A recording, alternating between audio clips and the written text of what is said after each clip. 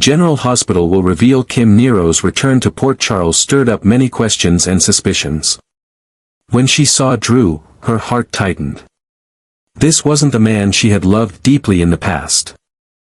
Although his outward appearance was identical, his gestures, gaze, and behavior were subtly different. Kim sensed something was wrong from their very first encounter. In the weeks that followed, Kim secretly observed Drew, noting every unusual action.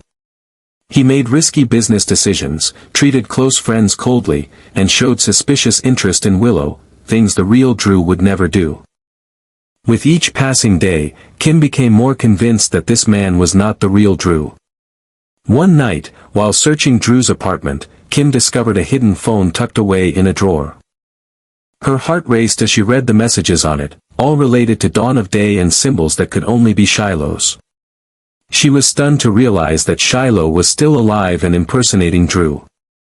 The pieces started falling into place, the staged plane crash, plastic surgery, and Drew's memory chip that Shiloh had used to perfect his act. Kim immediately contacted Monica, who had always been suspicious of the sudden changes in Drew's personality. Monica, as a doctor and Drew's adoptive mother, had noticed subtle signs that others couldn't detect. She had secretly collected DNA samples and discovered small discrepancies, but couldn't explain them until Kim appeared with her evidence. Tracy, with her vast network and resources, joined the investigation. She hired the best private detectives to monitor, fake Drew's every move. They discovered a secret bunker deep in the woods where Shiloh had been hiding after faking his death. And more terrifyingly, the real Drew was being held captive there, weak and amnesiac. Monica and Tracy devised a plan to rescue the real Drew. They knew Shiloh was extremely dangerous and could do anything to protect his new identity. They had to act quickly and cautiously. Monica prepared a special drug that could temporarily disable the brain chip Shiloh was using, while Tracy arranged a security team to raid the bunker. Kim played a crucial role in the plan. She pretended to approach Drew, feigning a desire to rekindle their past relationship. Shiloh, though clever and cautious, couldn't resist the opportunity to control Kim, the woman the real Drew had loved deeply. During a private evening, Kim secretly drugged Shiloh's drink, incapacitating him long enough for Monica to inject the chip-disabling drug. When Shiloh woke up, he panicked as he realized his plan had been foiled. He tried to escape but it was too late. Tracy and the security team had surrounded the apartment, while another group successfully rescued the real Drew from the secret bunker. The truth was exposed to all of Port Charles. Willow was shocked to learn she had unknowingly trusted her worst enemy. The community was horrified by Shiloh's cruelty and schemes. The real Drew, though still weak and recovering his memories, was reunited with his loved ones. Kim stood by Drew throughout his recovery. She knew the road ahead would be challenging, but she was ready to stay and help Drew reclaim his life. Their love, though tested by many trials, remained strong and enduring. And although Shiloh was now in maximum security prison, the threat from him still lingered, like a dark shadow haunting Port Charles, reminding everyone that evil always finds a way to resurface when they least expect it. Kim immediately reached out to Monica, who had harbored suspicions about Drew's sudden personality changes for months. As a seasoned physician and Drew's adoptive mother, Monica possessed an intuitive understanding of her son that went beyond mere observation. The subtle shifts in his mannerisms, speech patterns, and decision-making had troubled her deeply. But she had initially attributed these changes to the trauma Drew suffered during his imprisonment at Pentonville. When Kim arrived at the Quartermain mansion, she found Monica upstairs, her health declining but her mind still sharp. Despite her weakened state, Monica's eyes lit up with recognition when Kim explained her theory. For months, Monica had been collecting evidence, small behavioral inconsistencies, medical records, and even DNA samples she had secretly obtained during Drew's rare visits to check on her. "I knew something wasn't right," Monica confided in Kim, her voice weak but determined. The way he speaks about Alan, the way he interacts with Scout, even how he carries himself in this house. It's as if he's playing a role rather than living his life. Monica revealed that she had analyzed the DNA samples in the hospital lab under the guise of routine testing. The results showed minute discrepancies that couldn't be explained by normal genetic variation or lab error. These differences weren't substantial enough to trigger alarms in standard testing. But to Monica's trained eye, they suggested something profoundly disturbing: this man was not her son. I thought I was losing my mind, Monica admitted, tears forming in her eyes. Everyone kept telling me that people change, especially after trauma. But a mother knows her child, regardless of what memories were implanted or removed. With Kim's evidence of the hidden phone and dawn-of-day communications, the pieces finally fell into place. Monica immediately contacted Tracy, who, despite her recent conflicts with Drew over the custody of Willow's children, remained fiercely protective of the Quartermain family legacy. Tracy arrived at the mansion within hours, her characteristic brusqueness masking her deep concern. After reviewing the evidence presented by both Kim and Monica, Tracy's expression hardened with determination. If Shiloh has taken over Drew's identity, then the real Drew must still be alive somewhere, she declared. And if that's the case, we're going to find him. Tracy wasted no time mobilizing her extensive network of contacts. As the matriarch of one of Port Charles's most influential families, she had connections that extended far beyond the city limits. She hired a team of elite private investigators led by Elaine Stevens, who had previously uncovered evidence of Drew's affair with Nina. This time, their mission was far more critical: to track every movement of the man claiming to be Drew Kane and to search for any trace of where the real Drew might be held. The investigation team employed sophisticated surveillance techniques, tracking Drew's movements, communications, and financial transactions. They discovered that he had been making regular trips to a remote area outside Port Charles, always taking elaborate precautions to ensure he wasn't followed. The pattern was suspicious enough to warrant closer observation. After weeks of meticulous tracking, the investigators identified a secluded property deep in the woods, accessible only by a narrow, unmarked dirt road. Satellite imagery revealed a small cabin with an unusual feature: a bunker-like structure built beneath it. Similar to designs used by Shiloh's Dawn of Day cult for their most secretive rituals. Tracy personally financed a covert operation to investigate the property. Using thermal imaging equipment, the team detected a human presence in the underground structure, someone being kept in isolation. The discovery sent chills down Tracy's spine as she reported back to Kim and Monica. "We believe we found him," Tracy said, her voice uncharacteristically gentle. "There's someone being held in an underground bunker on that property. The thermal signatures suggest they're alive but immobile, possibly restrained or sedated." The team gathered additional evidence, including records of medical supplies being delivered to the property, specifically, drugs that could be used to keep someone in a controlled state of consciousness.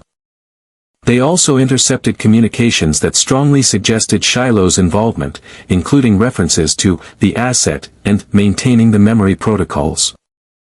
Most disturbing of all was the discovery of specialized medical equipment in the bunker, the same type used in the original memory mapping procedures that had been performed on Drew and Jason years ago. It appeared that Shiloh was not only keeping Drew captive but was continuing to manipulate his memories. Perhaps to extract information or to ensure his own mastery of Drew's identity remained perfect. When presented with this evidence, Kim broke down in tears. "This is worse than I imagined," she whispered. "He's not just imprisoned, Shiloh is still experimenting on him." Monica, despite her weakened state, insisted on being fully informed of every development. "If that monster has my son," she said with quiet intensity, "then I will use every resource the Quartermains have to get him back." Tracy nodded grimly. "And believe me, we have plenty of resources.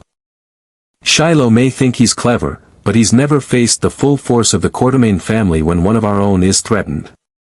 The three women began formulating a rescue plan, knowing they would need to move carefully. Shiloh was dangerous and cunning. He had managed to fool almost everyone in Port Charles with his impersonation. And if he realized they were onto him, there was no telling what he might do to the real Drew. As they strategized late into the night, Tracy's phone rang with an urgent update from her investigation team. They had managed to place a microcamera near the bunker entrance and had captured images of someone entering the facility, a nurse who had once worked at Ferncliff, the psychiatric facility where numerous memory experiments had been conducted in the past.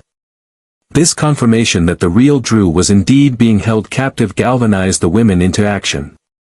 The rescue mission would be dangerous, but with Monica's medical expertise, Tracy's resources, and Kim's intimate knowledge of both Drew and Shiloh, they stood a fighting chance of bringing Drew home and exposing Shiloh's elaborate deception. Tomorrow, Tracy said with steely resolve, we begin the operation to save Drew and bring down Shiloh once and for all.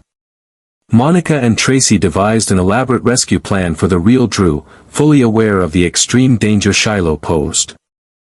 The once formidable matriarchs of the Quartermain family understood that Shiloh would stop at nothing to protect his newly assumed identity. Their decades of experience navigating Port Charles's most treacherous situations had prepared them for this moment, but even they recognized the unprecedented nature of their current predicament. With Drew's life hanging in the balance, they needed to act with both urgency and precision. Monica, despite her declining health that had been concerning the family for months, drew upon her extensive medical expertise to develop a specialized pharmaceutical solution.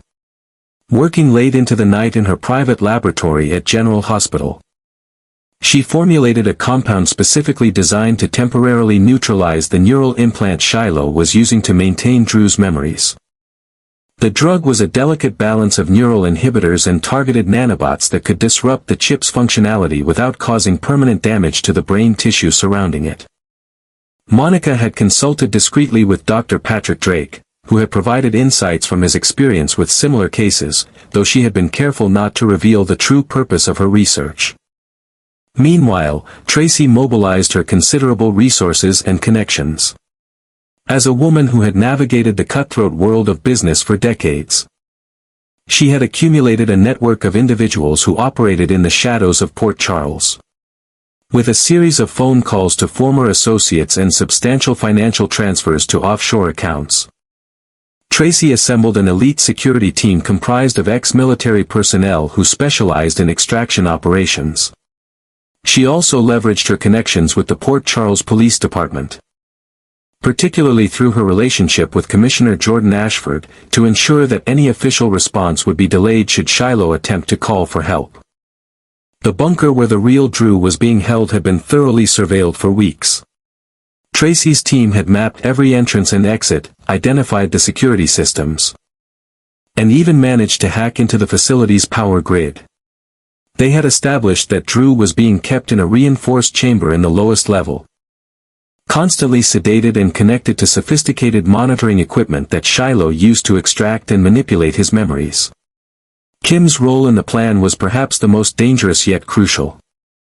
Having once been intimately connected to both Drew and Shiloh through her involvement with Dawn of Day, she possessed unique insights into Shiloh's psychology. She understood his weaknesses, particularly his narcissistic need for control and validation. In the days leading up to the operation, Kim had carefully re-established contact with Drew, expressing remorse over their past conflicts and suggesting that she had never truly moved on from their relationship. On April 3, 2025, Kim invited Shiloh to her temporary apartment in Port Charles, claiming she wanted to discuss co-parenting arrangements for their son. She had meticulously prepared the setting, creating an atmosphere of intimacy with dimmed lights and subtle reminders of their past together. She wore the perfume she knew Drew had always loved, a detail that wouldn't escape Shiloh's attention as he attempted to maintain his charade. Throughout the evening, Kim masterfully played to Shiloh's ego, expressing admiration for how he had rebuilt his life after prison and suggesting that perhaps they could explore rekindling their relationship.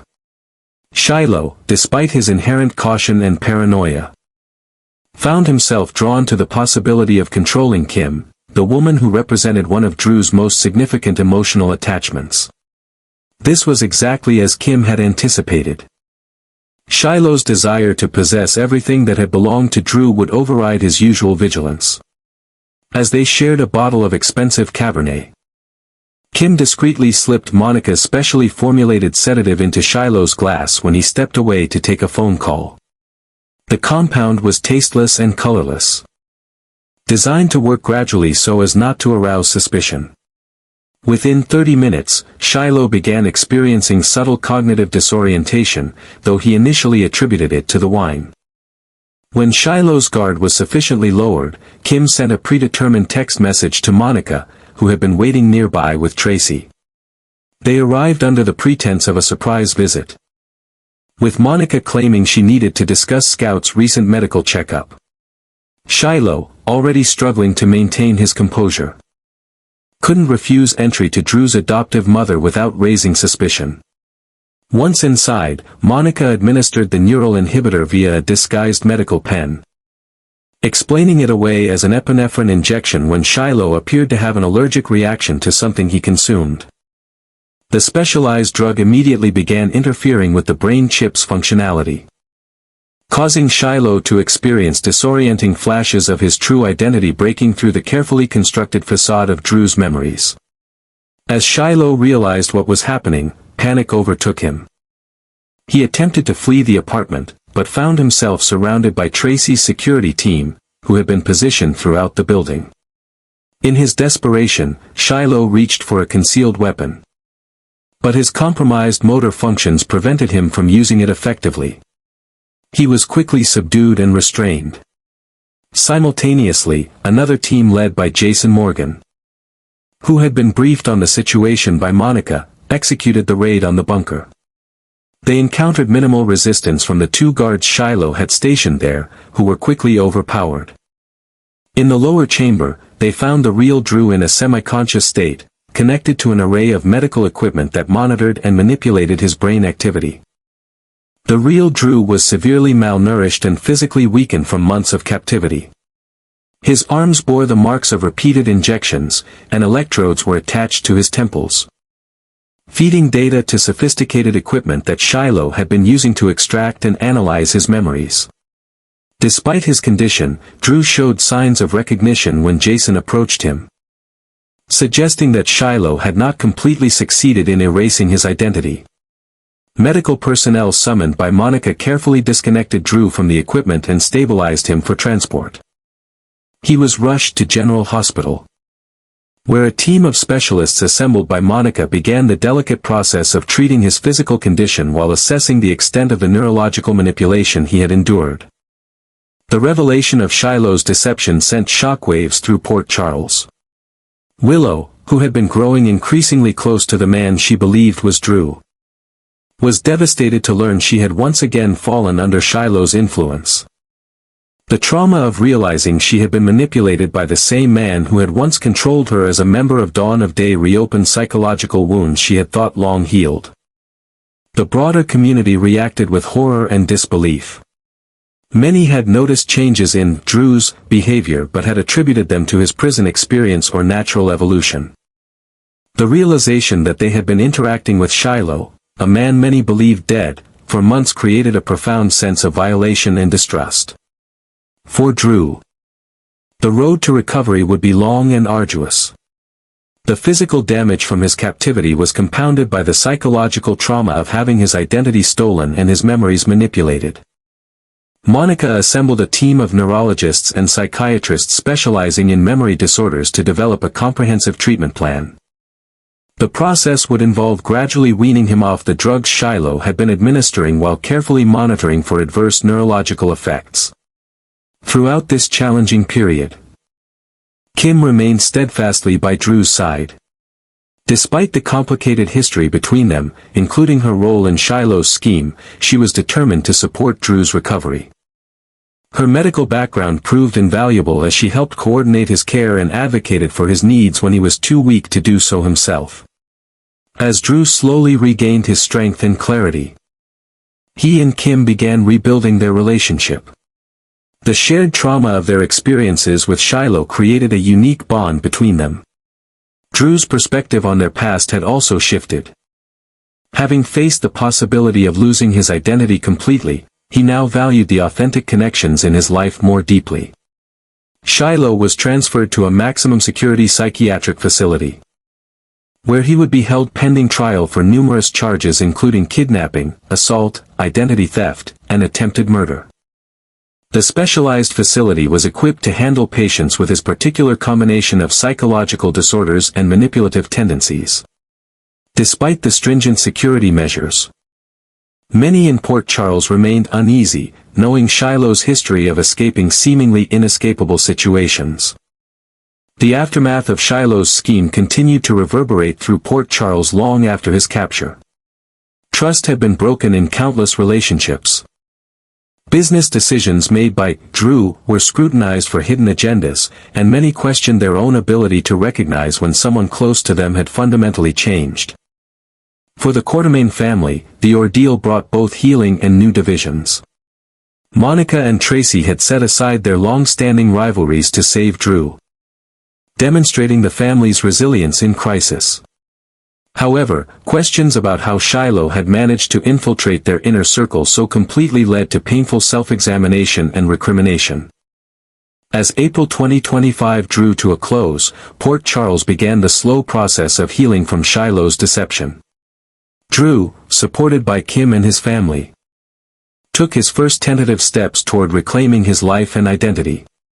Yet the shadow of what had happened lingered, a stark reminder that evil could wear a familiar face.